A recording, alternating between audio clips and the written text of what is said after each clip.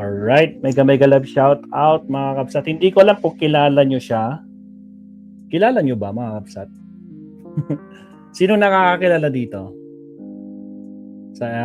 Actually, idol ko to kasi panto. Unang beses kami, this is the first time na naman nagkita kami noon. Tapos naulit-uli ng second time. Pero this was the first time, yung unang rally ng 2022. So that was 4 years ago ito. Kasi nga, ako yung nagsosurvey dito. Sa mga matagal na pong sumusubaybay kay Maestro mula 2022. Nung nag-start ako mag-kalye survey. Tulad ni Sir Leonardo Ansag. Alam ko, pinapanood ni Sir Leonardo yung mga surveys ko nun. Kasi nagsosurvey talaga ako. Doon ako nag-start talaga sa pagsosurvey ng mga kung sinong malakas, si BBM ba, si Lenny ba, o kaya si Bato, kaya si Bongo. Lahat ng tumatakbong mga presidente noon. So unang nag-survey ako dito sa Baguio hanggang sa nagkuhan na ako sa La Union, sa Pangasinan, sa Tarlac, umabot ako ng Pampanga, Nueva Ecija. Ayan. Atensya. Kilala niyo ba to? Galing kay Attorney Claire Sweet, sabi naman ni Charger. Alright, so ito nga Mapsat kaibigan ni Maestro to Mapsat, tinuturing ko siyang kaibigan. Hanggang ngayon, walang nagbago. Mataas pa rin ang respeto ko sa kanya, Mapsat, no? Actually, BBM vlogger to. And BBM supporter. Hindi siya, kasi pag sinabi mo kasi yung BBM vlogger, pakasabi nila napanood ko yan, Kapsat. Yun na nga. Actually, nakita ko to kay Kwan. Nakita ko to kay Kabsat Top 1. Pinost siya ni Top 1 I think 2 days ago. Hindi kahapon nung isang araw. Pinost siya. Nagulat ako sa post ni Top 1. Kung titingnan natin yung kasi ito sinend ko kay Top 1 to kay Randy. Ito yung post ni Top 1 July 6. So 3 days ago na palang lumipas, Mapsat. So meron siyang 448. Meron siyang 448 followers. Ayan si Jason Elizar, meron siyang 448 pero parang nabawasan siya ng 2,000. Yung chinek ko siya ngayon, parang 446 nabawasan siya. Sabi dito ni Top 1, yung isang vlogger na PBBM supporter daw, pero alam naman natin na ang galawan ay Duterte supporter talaga. Nagwi-withdraw ng support kay PBBM. Gawin mo kung anong gusto mo. Halos wala naman nang nanonood sa'yo. Maganda naman ang kitaan sa TikTok. Magbenta ka na lang doon tulad ng ginagawa mo nitong mga nakaraang buwan. Actually, nakikita ko na siya, yung mga post niya, may marami na siyang binebenta ng mga gamit. Pero yun nga, sa totoo lang, ang galing nito, ang galing nito mag-vlog sa Kalye Survey kung saan talaga kami malakas noon. Kalye Survey kami nito. Actually, pagdadalawin natin pakita ko sa inyo Elizar TV. Eleazar.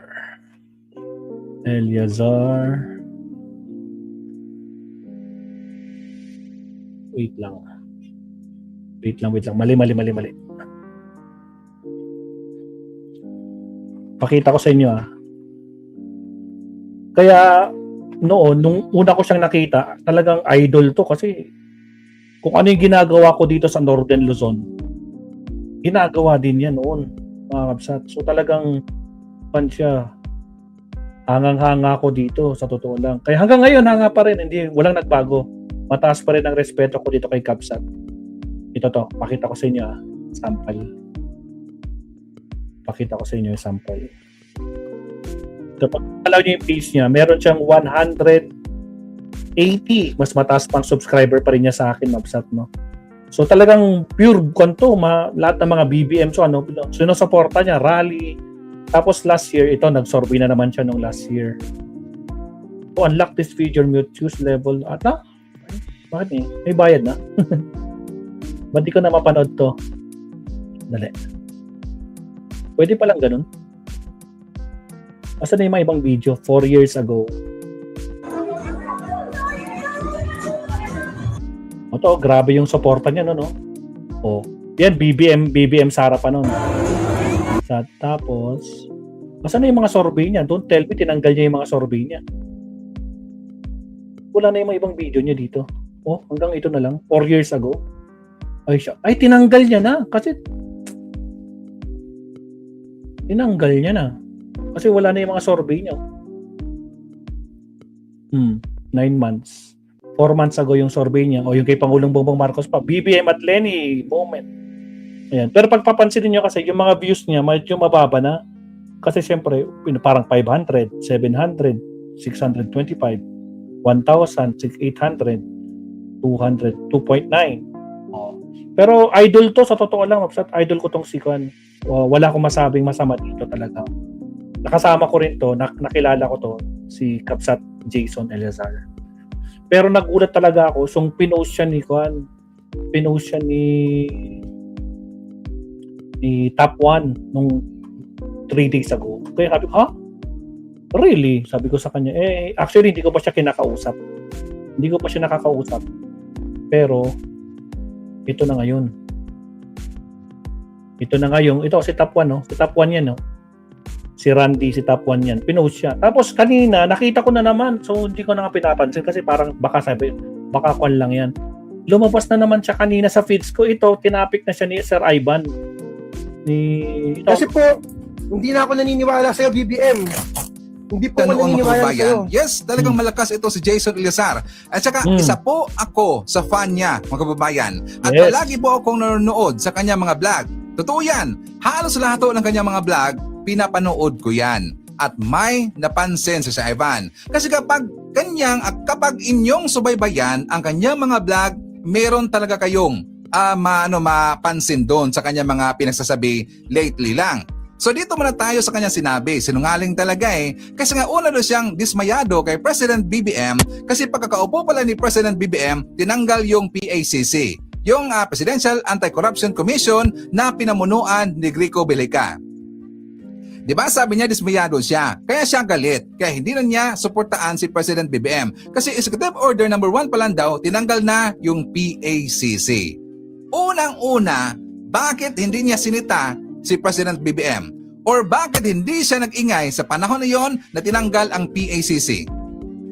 Diba? Napansin ba natin yan? Tanungin natin si Jason Eleazar, bakit hindi siya nagreklamo that time na dinimolish, tinanggal ni President BBM yung PACC? Unang-una, Jason Eleazar, alam niyo ba ang rason kung bakit niya tinanggal ni President BBM? Kasi redundant na ho sa trabaho ng ibang ahensya.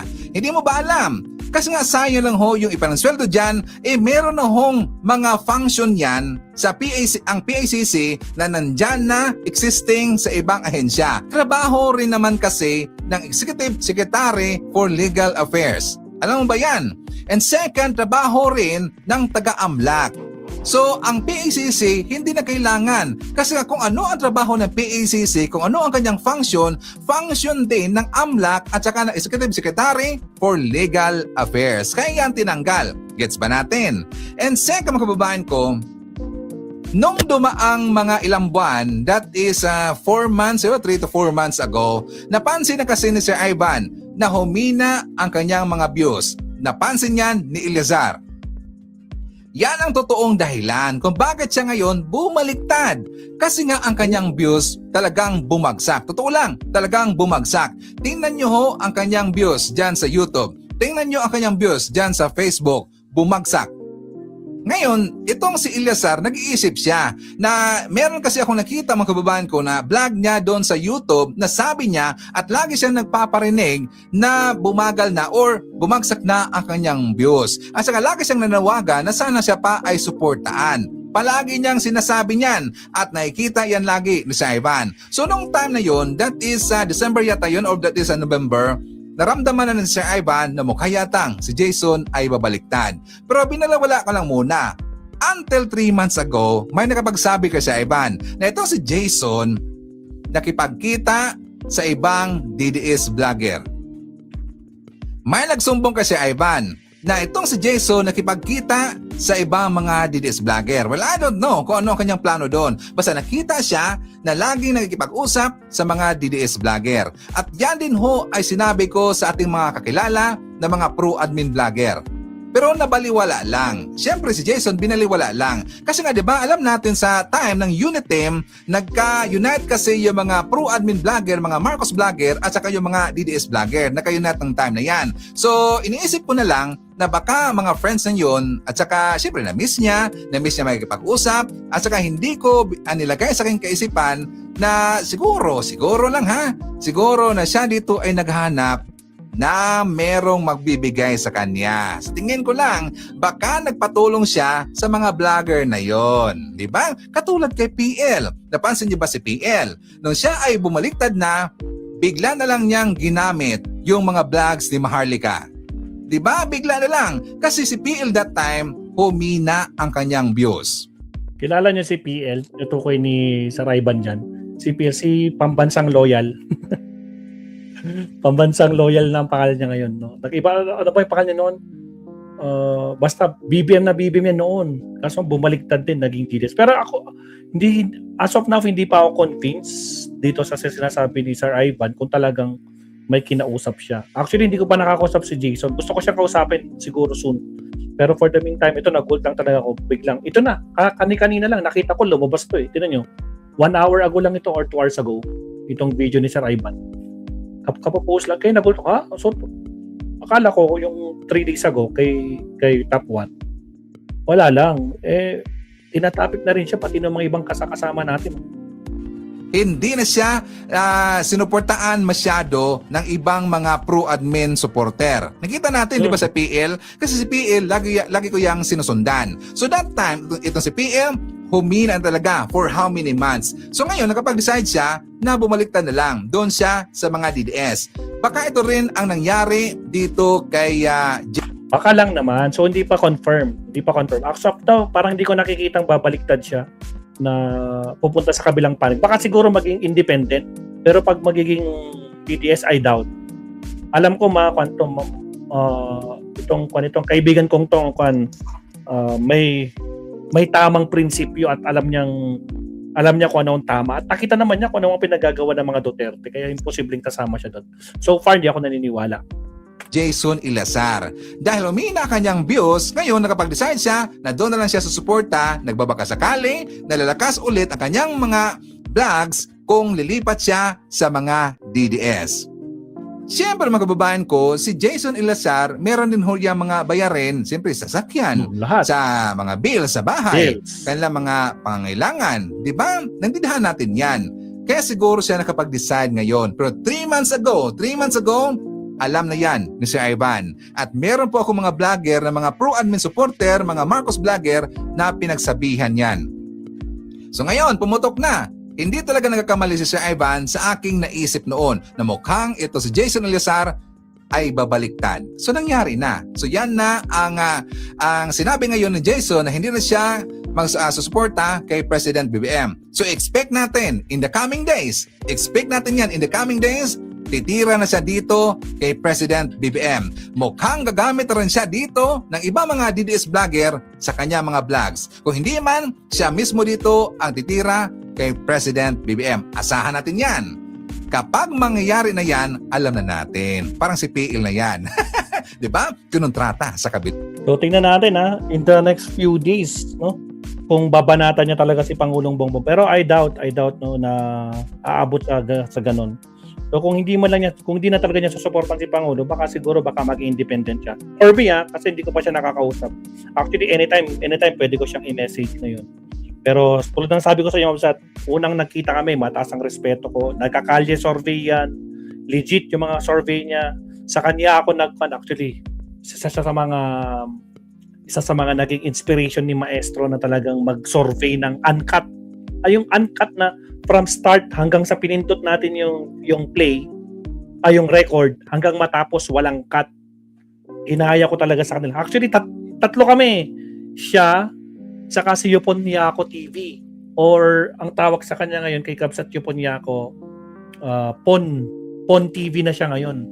Yung si Yuponyako at saka si Kabsat Eliazar, Jason Elizar. Magkasama yung dalawang yan. Sinosurvey nila yung Batangas, Cavite, basta sa South, lahat ng mga lugar diyan sa South. Silang nagsosurvey at laging lumalabas diyan sa South si PBBM noong panahon. Talagang nalalampaso si Kwan diyan. Sila Lenny, lahat ng mga kalaban ni BBM noon. Talagang Kwan. Tapos ako naman, sinosurvey ko dito sa Norte. La Union, Baguio, Pangasinan, Tarlac, Pampanga, umabot pa ako ng FACha. Kaya ayun, so pare-parehas kami ng ginagawa na nagkakalye survey na talaga pag plinay mo na hanggang matapos, uncut yun. So talagang legit, makikita mo kung sino yung bumoto, ano yung sinabi, ano yung explanation. So nagulat lang talaga ako na how come ganito kasi ito, kino-content siya na makasama natin. Bila. Siguro lang. Salamat Sir Hindi Ivan. po Noon mga naniniwala kababayan. sa'yo. Yes, talagang malakas ito si Jason Elizar. Salamat Sir Ivan. Pero silipin natin siya. Silipin natin siya mismo. Silipin natin yung page niya. Dalawin natin. Kasi ito yung sinabi niya. You know? Hindi na ako naniniwala sa'yo, BBM. Hindi po ako naniniwala na sa'yo. Magandang araw po sa lahat po ng aking mga followers dito sa Facebook. Kayo po na mga nakasama ko mula nung nangampanya po tayo para kay Pangulong Bongbong Marcos, mula nung sinuportahan natin siyang i-vlog mula sa ating mga kalye survey, mula Apari hanggang Hulo, Luzon, Visayas, Mindanao. Dumami po ang followers ko na umabot na po sa 459,000 na katao. Na alam ko po, lahat po yan, halos 59. Dumami po ang followers ko na umabot na po sa 459.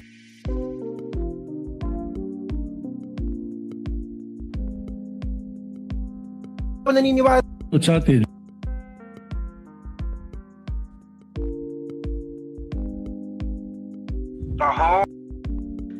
sa'yo, BBM.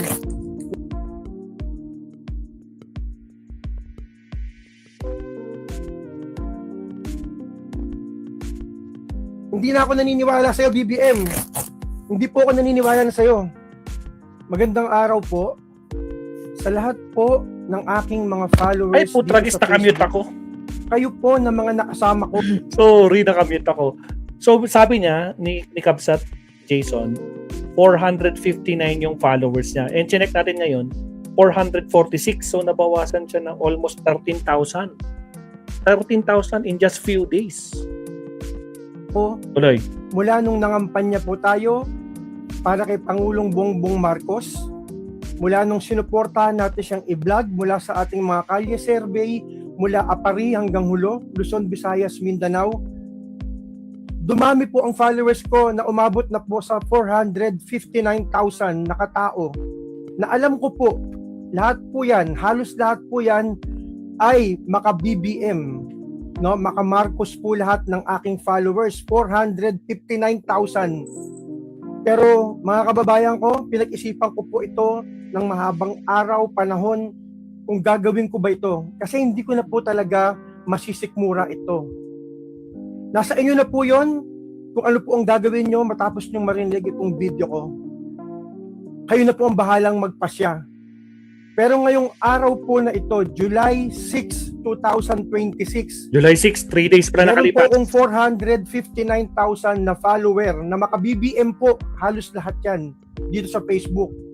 Ipinapaabot ko po sa inyo mula ngayong araw na ito na nagwi-withdraw na po ako ng support dyan kay BBM.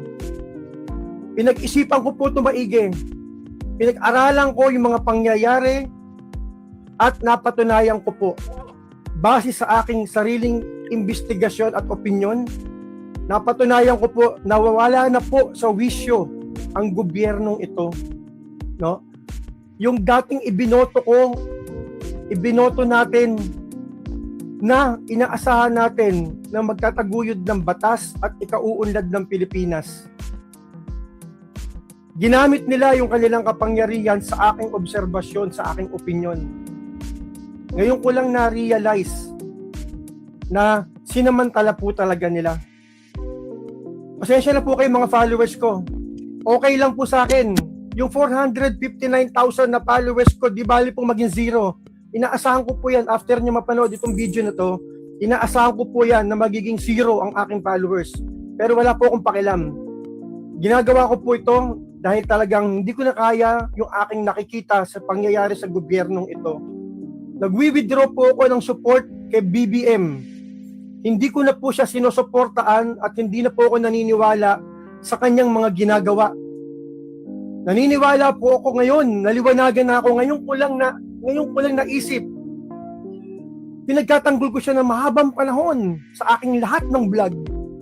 Pero ngayon ko lang na-realize, unang araw niya sa Malacanang, Executive Order number 1, ginemolis niya, tinanggal niya yung anti-corruption na bill, na law. Pinirmahan niya, yun ang unang-una niyang ipinatupad. Tanggalin yung anti-corruption na act. Ngayon ko lang na-realize, sa unang araw na pagka-presidente niya, tinanggal niya yung batas na yun. At yung mga sumunod na nangyari, yan na po ang sunod-sunod na nangyayari ngayon sa ating bansa.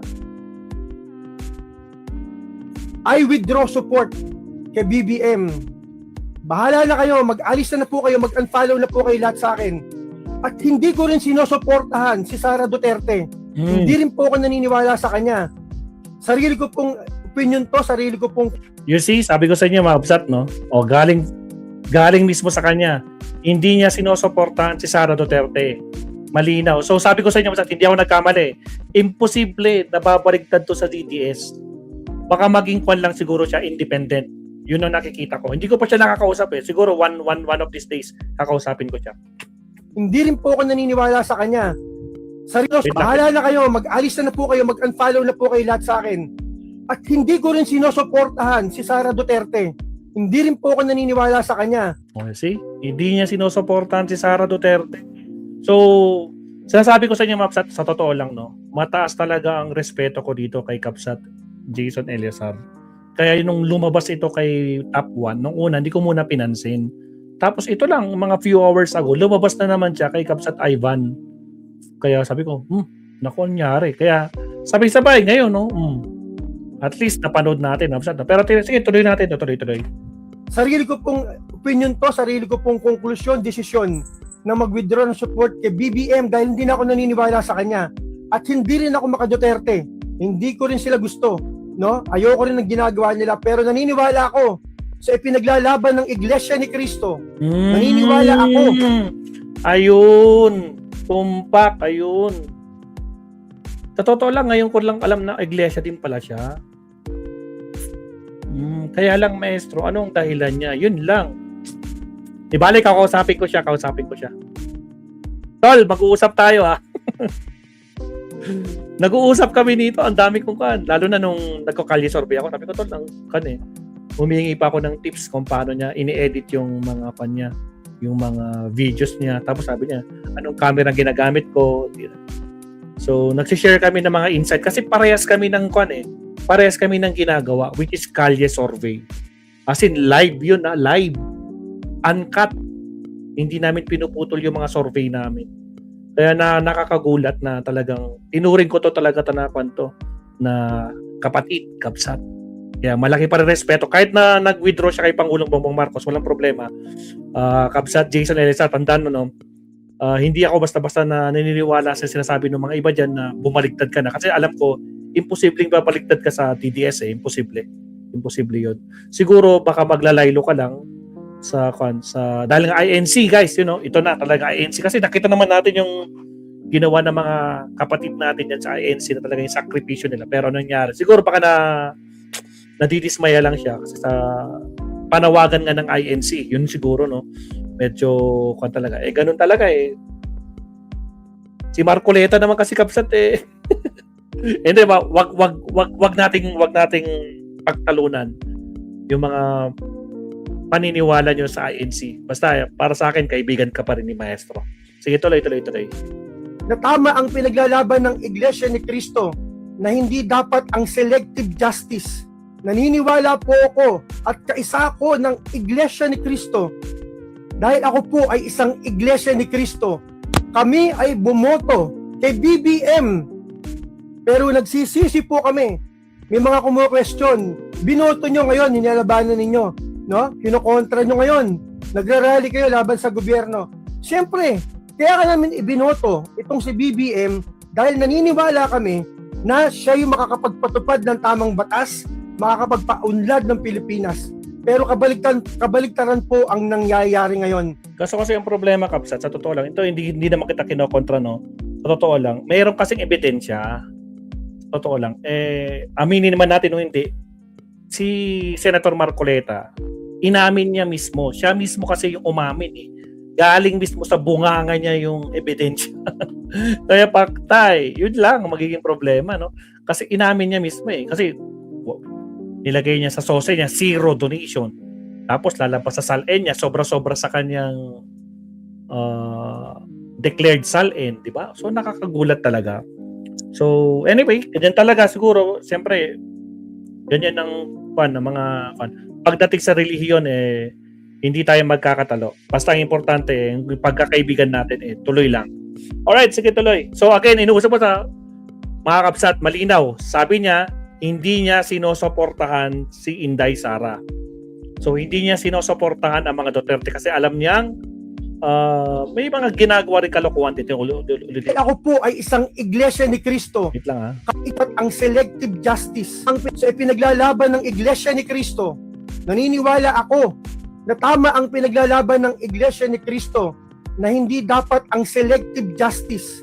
Naniniwala po ako at kaisa ko ng iglesia ni Cristo. Dahil ako po ay isang iglesia ni Cristo. Kami ay bumoto kay BBM. Pero nagsisisi po kami. May mga kumo-question. Binoto nyo ngayon, hinalabanan ninyo. No? Kinokontra nyo ngayon. Nagrarally kayo laban sa gobyerno. Siyempre, kaya ka namin ibinoto itong si BBM dahil naniniwala kami na siya yung makakapagpatupad ng tamang batas, makakapagpaunlad ng Pilipinas. Pero kabaligtaran po ang nangyayari ngayon. Mali po na suportahan ang ganitong klaseng administrasyon. Hindi na po ako sumusuporta sa inyo, Pangulong Marcos. Pasensya na po kayo. Napakalaki niyo kong tagahanga. Binurmukot po kayo. Lahat po kayo mga nag-follow dahil sa aking mga vlog kay BBM. Kahit po mag-unfollow po kayo sa akin, maiintindihan ko po kayo. Alam ko po. No? Pero hindi na ako bulag ngayon. Hindi ko na siya nagtatanggol, hindi ko na siya kaya ipagtanggol. Dahil sa aking opinion, mali na po talaga ang nangyayari. Yung nagsusulong ng katarungan, yung nagsusulong ng investigasyon para mapapalagot yung mga magnanakaw sa gobyerno, sila yung ikinukulong ngayon. Ayun, di ba? Kung sino daw yung nagsusulong, sila yung kinukulong. Sino ba yung nakulong? Si Marcoleta at syempre, INC. Yung mga malalaking pangalan sa pagnanakaw sa kabilang bayan, sila yung ginagawang state witness. Mali po yan. Mali po yan. Kahit saan kayo tumingin anggulo, kitang-kita po ang pagtatakip dito sa mga magnanakaw, itong mga big time na mga magnanakaw sa gobyerno. Kaya hindi ko na po kayo sinusuportahan, Pangulong Marcos. Hindi ako naniniwala na sa'yo. Hindi na. Kaya kayo po, pasensya na po kayo. Ngayong araw po na to, pupunitin ko na to, itong t-shirt na to, itong ginamit ko nung panahon na nangangampanya si BBM, itong t-shirt na to, ito, Facebook, itong YouTube channel ko, ito ang ginamit ko, suit ko to araw-araw kapag nagkakalye survey ako. Ito po yon. Ngayong araw po na ito, pupunitin ko na po ito. Ayan. Kasi po, hindi na ako naniniwala sa'yo, BBM. Hindi po ako naniniwala na sa'yo. Hindi na ako naniniwala sa'yo. Malis na po kayo sa channel ko, mag-unfollow na kayo. Kung kayo po ay mga sumusuporta pa rin dito kay BBM. Basta ako po, hindi ko na kayo sinusuportahan. Naniniwala po ako na meron pong dapat managot dyan sa Malacanang. Ito po, wala ngayong araw na to. Kaisa po ako ng Iglesia ni Cristo na sumisigaw ng justice, accountability dito po para sa ating bansang Pilipinas. Dahil ako po isang Pilipino, may karapatan po ako na sumigaw. Meron po tayong freedom of speech para manawagan sa gobyerno na ipatupad ang nararapat na hustisya, hindi po yung selective justice. Yun lang po. Alright, so yan yung last na kanya, no? Pero going Nakakatakot tong komedyanteng ito. Pare-parehas lang kayo, gusto nyong baluktutin ng batas. Tinan nyo, oh. Ang sinasabi ng publiko ngayon nanonood sa atin, Dapat you should not resort to too much technicalities kasi ang public interest ang iniisip nila rin. Okay? Hindi araw-araw Pasko, there will be a day of reckoning, sabi niya. Kung ipinagtatanggol mo ang mga kabaluktutan ng batas sa tuhod at ito, ang ibig sabihin niyan ay kasabuatan nila, nababayaran ka, bobo ka, sabi niya dito. Para sa mga supporters ng Bendalo o Bendalo. 3 hours. Kung mahina lang ang boses mo at Alright, so yan na mga absat, no? Narinig natin mga absat na sabi niya, nagwi-withdraw talaga siya kay Pangulong Bongbong Marcos at hindi niya sinusuportahan si Sara. Tingnan natin. So, kung talagang hindi niya susuportahan si Sara. Kasi alam naman nating lahat ng absat, no? Kaya nga ini-impeach si Sara. Tsaka na-impeach na pala sa House 2 beses. So, abangan na lang natin, no, sa mga susunod niyang vlog kung ano magiging. Pero grabe, no? Nabawasan siya agad ng 13,000 followers. 13,000 followers. So, abangan ng susunod na kabanata. Tol, mag-uusap tayo. Minsan mag-uusap tayo. Tulad ng sinabi ko, Mabsat, kaibigan to ni Maestro. Tinuri ko to kasi malaki ang respeto ko dito. Nung magkakasama kami nito, pati sila, si Yoponyako TV o kaya si Pon TV, yan magkasama talaga sila. So, naggulat lang talaga ako na nangyari. Kasi talagang, kaya sabi ko, nung nakita ko to sa Philippine Arena noon, nung yung first grand rally ni BBM Sara noon, nagkita kami, sabi ko, nilapitan ko to, nakipicture ako sabi ko Idol, kilala kita, ikaw yung nagsosorbay sa South Tapos nagpakilala ako, ikaw din yung nagsosorbay sa Norte. Sabi niya, nakikita ka rin namin, sabi niya sa akin. So dito nagkuhan kami. Dito na buo yung kaibigan namin. Pero so far, nirerespeto ko siya. Kung gusto niyang mag-withdraw, walang problema. At so far, hindi ako naniniwalang bumaliktad siya tulad ng mga sinabi ng mga ibang kasama nating vloggers tulad ni Sir Ivan na meron siyang nakausap na kaibigan na may kinausap daw siya mga dito. So far, di ako naniniwala. Kasi alam ko mga nito, yung prinsipyo nito nasa tamang pag-iisip. Hindi tulad nung mga iba na talaga bumalik. Pero so far, mag-aabang tayo, tingnan natin na kung anong magiging next move niya. Kung may lumabas na sinusuporta niya si Sara, ayun lang, mag-iiba ng ihip ng hangin. Kasi alam naman, balik-balik rin natin, no, na sa tamang pag-iisip, alam natin na may supply talaga dito sa grupo ng mga Duterte at sa allies nila. Pero according to him, sabi niya kanina sa vlog niya, hindi niya sinusuportahan si Sara Duterte kasi alam niyang may ginagawa ring kalokohan. Alright, so yan lang muna, Absat, no? Actually, ayaw ko talaga itapik to kaso biglang lumabas sa feeds ko. Sir Ivan naman kasi, ba't tinapik mo pa? So, Kapsat, Jason, usap tayo minsan, no? Alam ko, nag-uusap tayo bilang mga supportive na mga vloggers na nagkakalye survey. So, mataas pa rin ang respeto ko sa iyo. Sa inyong dalawa ni Kapsat, Yoponyako or Pon TV, mataas ang respeto sa inyo ni Maestro. Alright, so last topic na tayo. Is ready. 11 o'clock na pala. Sige, mag-last topic na tayo. Diyos ko, Lord Rudy. Ano ba yan? Wait lang. Last topic na tayo. Nakamote, oo. Diyos ko ba? Countdown muna tayo, Mapchat. Wait lang. Countdown muna tayo. Countdown tayo. 30 seconds. Here we go.